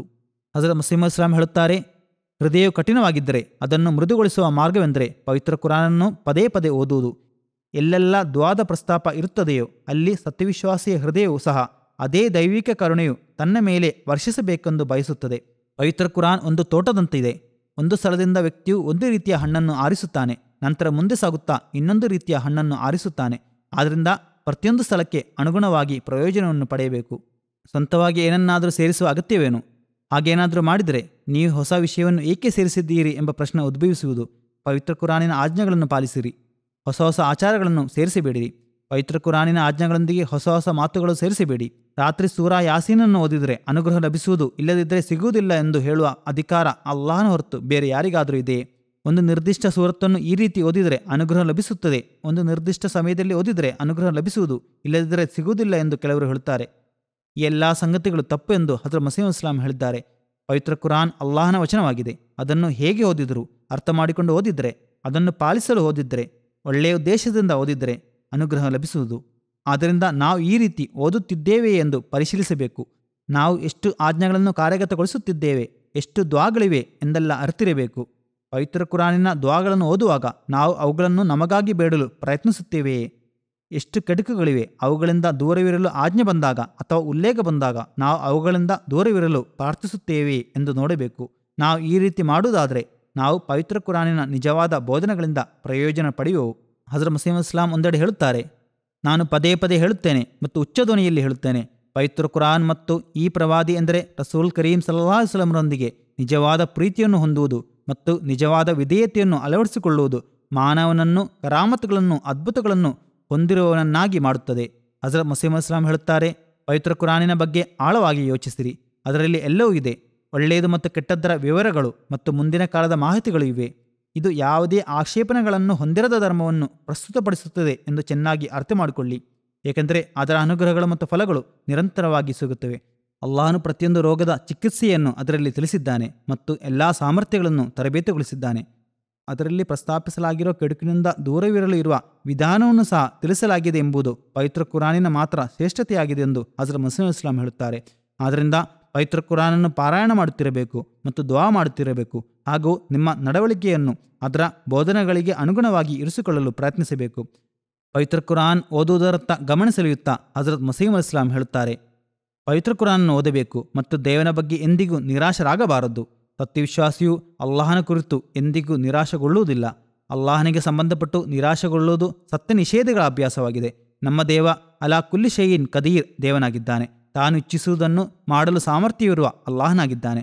ಪವಿತ್ರ ಕುರಾನಿನ ಅನುವಾದವನ್ನು ಸಹ ಓದಿ ಮತ್ತು ಅದರ ದುಆಗಳನ್ನು ನಿಧಾನವಾಗಿ ಮಾಡಿರಿ ಮತ್ತು ಅದರ ಅರ್ಥವನ್ನು ಸಹ ತಿಳಿದುಕೊಳ್ಳಿರಿ ಮತ್ತು ನಿಮ್ಮ ಸ್ವಂತ ಭಾಷೆಯಲ್ಲಿಯೂ ಪ್ರಾರ್ಥನೆಗಳನ್ನು ಮಾಡಬೇಕು. ಪವಿತ್ರ ಕುರಾನನ್ನು ಒಂದು ಸಾಮಾನ್ಯ ಪುಸ್ತಕವೆಂದು ಭಾವಿಸಿಕೊಂಡು ಓದಬಾರದು. ಅದನ್ನು ಅಲ್ಲಾಹನ ವಚನವೆಂದು ಮನವರಿಕೆ ಮಾಡಿಕೊಂಡು ಓದಬೇಕು. ಆದ್ದರಿಂದ ಇವು ಸತ್ಯವಿಶ್ವಾಸಿ ಪಾಲಿಸಬೇಕಾದ ವಿಷಯಗಳಾಗಿವೆ. ನಾವು ಇದನ್ನು ಪಾಲಿಸುವಾಗ ಅಲ್ಲಾಹನ ಕೃಪೆಯಿಂದ ನಾವು ಪವಿತ್ರ ಕುರಾನಿನ ಬೋಧನೆಗಳಿಂದ ಪ್ರಯೋಜನ ಪಡೆಯುವರಾಗುವು ಮತ್ತು ನಮ್ಮ ಜೀವನವನ್ನು ಸುಂದರಗೊಳಿಸುವರಾಗುವು, ನಮ್ಮ ತಲೆಮಾರುಗಳನ್ನು ಸುಧಾರಿಸಿಕೊಳ್ಳುವರಾಗುವು. ಹಾಗಾದರೆ ನಮ್ಮ ಜೀವನದ ಉದ್ದೇಶವನ್ನು ನಾವು ಸಾಧಿಸುವರಾಗುವು ಮತ್ತು ನಮ್ಮ ಜೀವನವು ಯಶಸ್ವಿಯಾಗುವುದು. ನಮ್ಮ ತಲೆಮಾರುಗಳು ಸಹ ಯಶಸ್ವಿಯಾಗಿ ಸಾಗುವು. ರಂಜಾನ್ ದಿನಗಳಲ್ಲಿ ನಾವು ವಿಶೇಷವಾಗಿ ಪವಿತ್ರ ಕುರಾನಿನ ಕಡೆಗೆ ಗಮನ ನೀಡುತ್ತಿರುವುದರ ಜೊತೆಗೆ ನಾವು ಇದನ್ನು ಯಾವಾಗಲೂ ನೆಲೆನಿಲ್ಲಿಸುವೆವು ಮತ್ತು ಅದನ್ನು ಪಾಲಿಸುವುದರ ಕಡೆಗೂ ಗಮನ ನೀಡುವೆವು ಮತ್ತು ನಮ್ಮ ಮಕ್ಕಳಿಗೆ ಸಹ ಪವಿತ್ರ ಕುರಾನ್ ಓದಲು ಉಪದೇಶಿಸುವೆವು ಎಂದು ನಾವು ಪ್ರತಿಜ್ಞೆ ಮಾಡಬೇಕು. ಒಂದು ಸಲ ಆಮೀನ್ ಹೇಳಿಸಿ ಮುಗಿಸುವುದಲ್ಲ, ಬದಲಾಗಿ ಪವಿತ್ರ ಕುರಾನ್ ನಮಗೆ ಮಾರ್ಗದರ್ಶನದ ದಾರಿಯಾಗುವಂತಹ ಗ್ರಂಥವಾಗಬೇಕು. ಅದು ನಮ್ಮನ್ನು ಯಾವಾಗಲೂ ಸರಿಯಾದ ಮಾರ್ಗದಲ್ಲಿ ಮತ್ತು ದೇವಭಕ್ತಿಯಲ್ಲಿ ನಡೆಸುವಂತಹ ಪರಿಪೂರ್ಣ ಮಾರ್ಗದರ್ಶನವಾಗಿರಬೇಕು. ಹೀಗಾಗುವಾಗ ನಮ್ಮ ಜೀವನವು ಯಾವಾಗಲೂ ಯಶಸ್ವಿಯಾಗುತ್ತದೆ. ಈ ರಂಜಾನ್ನಲ್ಲಿ ನಾವು ಪವಿತ್ರ ಕುರಾನನ್ನು ಪಠಿಸುವ ಜೊತೆಗೆ ಅದನ್ನು ಅರ್ಥ ಮಾಡಿಕೊಳ್ಳಲು ಪ್ರಯತ್ನಿಸಬೇಕು ಮತ್ತು ಅದನ್ನು ಪಾಲಿಸಲು ಪ್ರತಿಜ್ಞೆ ಮಾಡಬೇಕು. ಮುಂದೆಯೂ ಈ ಪ್ರತಿಜ್ಞೆಯನ್ನು ಪೂರೈಸಲು ಪ್ರಯತ್ನಿಸುತ್ತಿರಬೇಕು ಮತ್ತು ವರ್ಷಪೂರ್ತಿ ಅದನ್ನು ನಮ್ಮ ಜೀವನದ ಭಾಗವನ್ನಾಗಿ ಮಾಡಿಕೊಳ್ಳಬೇಕು.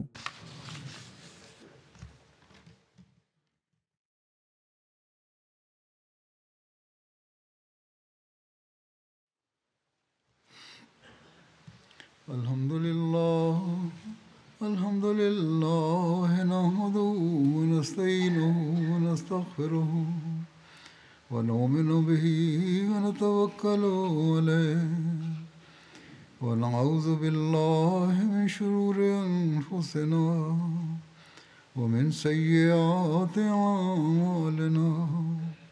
Man yahdihillahu fala mudilla lahu ومن يضلل فلا هادي له ونشهد أن لا إله إلا الله ونشهد أن محمدا عبده ورسوله. عباد الله رحمكم الله إن الله يأمر بالعدل والإحسان وإيتاء ذي القربى وينهى عن الفحشاء والمنكر والبغي يعظكم لعلكم تذكرون. اذكروا الله يذكركم وادعوه يستجب لكم ولذكر الله أكبر.